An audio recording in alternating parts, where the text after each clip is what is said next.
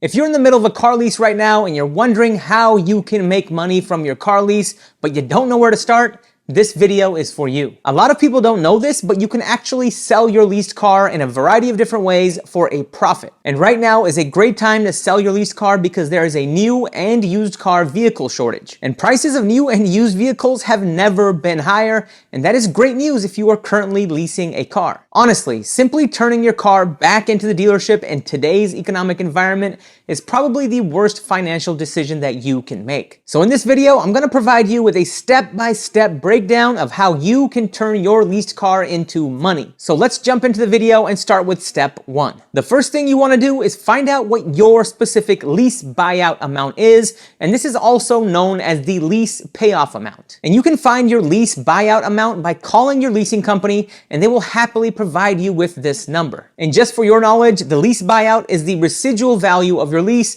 plus all remaining payments that you still owe on your car. So technically, you could figure out your lease buyout on your own, but I highly recommend that you call the leasing company and get an actual dollar amount to make sure that your lease buyout amount is absolutely correct. Step two, you want to determine whether or not you have positive equity in your leased car. As an example, let's say that your lease buyout amount is $28,000, but then you go to Kelley Blue Book and you find out that the trade-in value of your leased car is actually $35,000. That essentially means that you have $7,000 of equity in your car. In other words, that's $7,000 that you'd be leaving on the table if you simply turn your car in back to the dealership at the end of the lease term. And believe it or not, these days, the majority of leases have positive equity in them, and that's part of the reason I'm making this video. But on the other hand, if your buyout amount is $28,000 and the trade-in value of your car is only $23,000, it probably makes sense to just turn the car back into the dealership and walk away. But that's the beauty of leasing, you have options. And that brings me to step three. You need to decide what you want to do with your leased car. And you have 5 options that I'm gonna break down for you in a simple way that's easy to understand. Option 1, you can buy your leased car and drive it for another year or maybe 2 until the car market stabilizes. If any of you have tried to do any car shopping right now,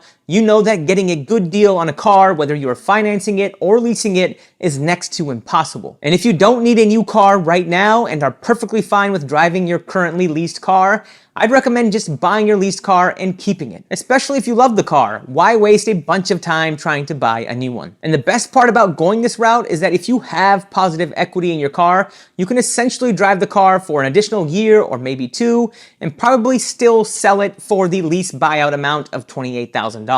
Sort of a no-brainer if you ask me, but you do have other options, so let's move on to the next option. Option 2, you can buy your leased car and then sell it for a profit. As an example, let's say that my lease is coming to an end next month, and I know that I have roughly $7,000 worth of equity in my lease. In this scenario, I can buy the car for the lease buyout amount of $28,000 plus tax, which in the state of Washington is a whopping 10%, and then turn around and sell it by owner for the retail price. And it's important to note that your vehicle's retail price is higher than the trade-in value. So if your trade-in value is $35,000, chances are that you'll be able to sell the car by owner for 10 to 15% more than that $35,000 number. The best way to see what you can sell the car for by owner is to go to a website like AutoTrader or Craigslist and see what other dealers and other private parties are selling a comparable car to yours for in your area. And buying your leased car and then selling it by owner is a great option, especially if you don't need the car any longer,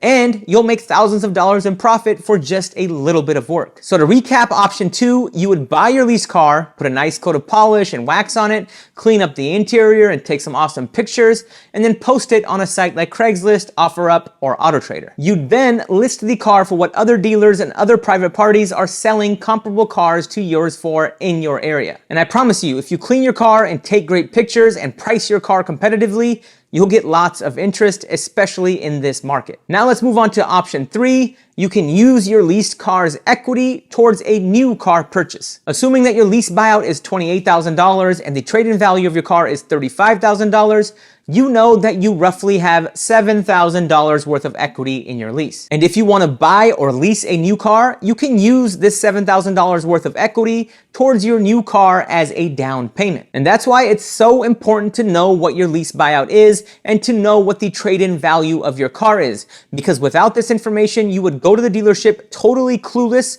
and chances are they wouldn't give you any money to put towards your new car. Unless they are a very honest car dealership, but that is extremely rare these days. So to recap option 3, you would take your leased car back to the dealership before your lease ends and use your equity as a down payment to buy a new car or to lease a new car. And this is a great option if you absolutely know that you want a new car or if you know that you want to start a new lease. Just remember to do your homework and have a rough idea of how much equity you have in your vehicle so that you can use that money towards your next purchase or lease. Never walk into a car dealership or into any negotiation without doing your homework unless you want the short end of the stick. And really quick, if you guys are getting value from this video, please be sure to give it a thumbs up and be sure to subscribe for more future gems like this one. And that brings me to option 4. You can actually sell your car to a dealership before your lease ends. As an example, if you know that your lease buyout is $28,000, you can actually shop your car to different dealerships in your area and see what they will offer you. Some dealerships may offer you $33,000, some dealerships may offer you $35,000,